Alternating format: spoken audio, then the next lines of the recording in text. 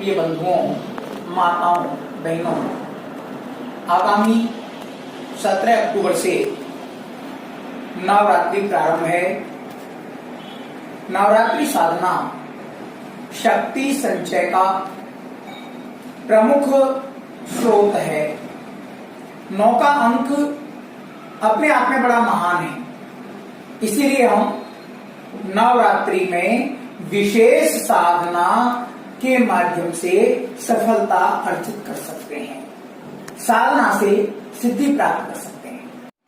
कई बंधु मुझसे प्रश्न किया करते हैं, महाराज जी नवरात्रि में हम कौन सी साधना करें जिससे हम शक्ति अर्जित कर सकें, जिससे हमारे यहाँ दुख दारिद्र्य का विनाश हो सके, ऋण से मुक्ति हो सके। तो इसलिए इसके लिए नवरात्रि की साधना सर्वश्रेष्ठ साधना है। मैं जैसी चर्चा कर रहा था कि 9 का अंक अपने आप में बड़ा महान है। कैसे?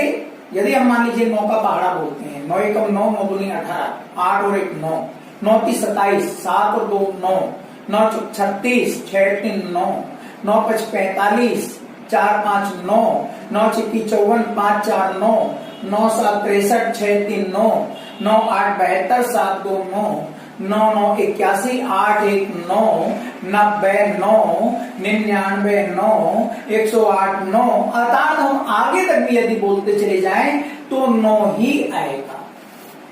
9 किस प्रकार से हमारे जीवन में महत्वपूर्ण भूमिका अदा करता है? छोटा सा उदाहरण, नवधा भक्ति, श्रवणम कीर्तनम स्मरणम चरण सेवनम दास्यम सांख्य आत्मनिवेदनम इत्यादि जो नवधा भक्ति 9 प्रकार की भक्ति हैं। ग्रहों की संख्या भी 9 है। ब्रह्मा मुरारी त्रिपुरांतकारी भानु शशि भूमि सुतो बुधश्च गुरुश्च शुक्र शनि राहु केतु। तो 9 ग्रह हैं, 9 खंड हैं, 9 द्वीप हैं। और भगवान श्री राम का जन्म 9वीं को, श्री राम चरित्र मानस की रचना वो भी 9वीं को हुई। भगवान श्री कृष्ण का जन्म आप कहेंगे 8वीं को, लेकिन गोकुल चलते चलते 9वीं हो गई। 9वीं में भगवान श्री कृष्ण का जन्मोत्सव मनाया गया। तो राग रागनी की संख्या 36। कई परमात्मा को प्राप्त करने के लिए संगीत के माध्यम से सोपान पर चढ़ते हैं, तो राग रागनी की संख्या वो भी 36, 6 और 3 9 वहां भी है। तो इसी प्रकार से हम जो नवरात्रि की साधना करते हैं, हमारे जो ग्रह हैं, ग्रहों की संख्या 27, वहां भी 9 ही समाहित है। 7 और 2 9, वहां भी 9 है। जिस माला को हम घुमाते हैं, जिसको जाप करते हैं, जिससे अनुष्ठान करते हैं, उन माला के दानों की संख्या भी 108। 108 ही क्यों होते हैं? क्योंकि 27 नक्षत्रों के 4 4 4 तो बराबर 108। इसलिए नक्षत्रों की संख्या में या माला में भी 9 ही समाहित है। तो 9 का अंक अपने आप में ही, जैसा मैं कह रहा था, अपने आप में ही पूर्ण अंक है। इसलिए नवधा भक्ति को प्राप्त करने के लिए, नव शक्ति प्राप्त करने के लिए, नव स्पंदन संचारित करने के लिए हमें नवरात्रि की साधना, ये जो 9 रात्रि हैं, ये रात्रि हमारे जीवन को बदल सकती हैं, परिवर्तित कर सकती हैं, हमारे दुख दरिद्रता का नाश करके हमें जीवन में एक सुख संपत्ति प्रदान कर सकती हैं। छोटे से उदाहरण के रूप में इंद्र प्रमाद में आकर, अभिमान में आकर, घमंड में आकर अपने साम्राज्य को खो चुका। आलस्य में आकर, प्रमाद में आकर अपने साम्राज्य को खो चुका। और तब लोमस ऋषि ने इंद्र को समझाया, नवरात्रि में 9 दिन मां भगवती की साधना की।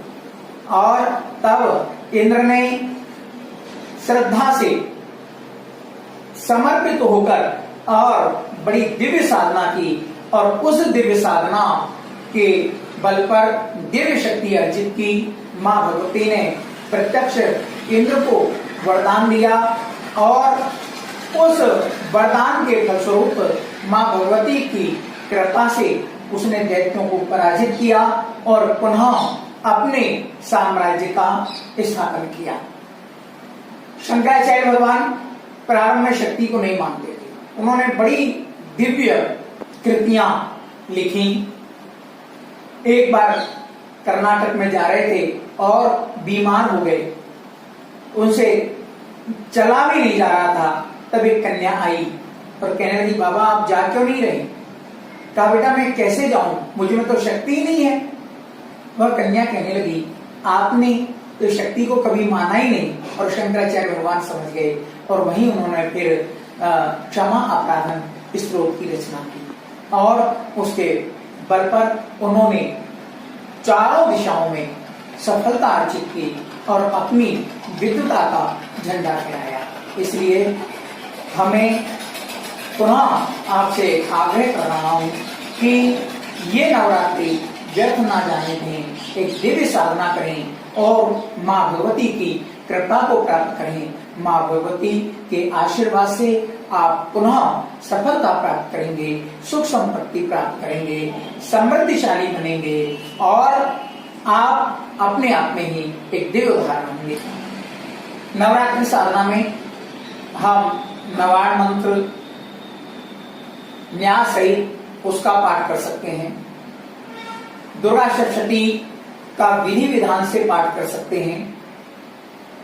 दुर्गाष्टोत्तर नाम का हम जाप कर सकते हैं और यदि इनके अलावा एक और यदि हम मौन साधना करें तो मौन रहकर लिखना पढ़ना सब छोड़कर यदि हम मौन रहकर और माँ की दिव्य साधना करें तो उस शक्ति का तो वर्णन ही नहीं किया जा सकता जिस शक्ति का हम संचय करेंगे।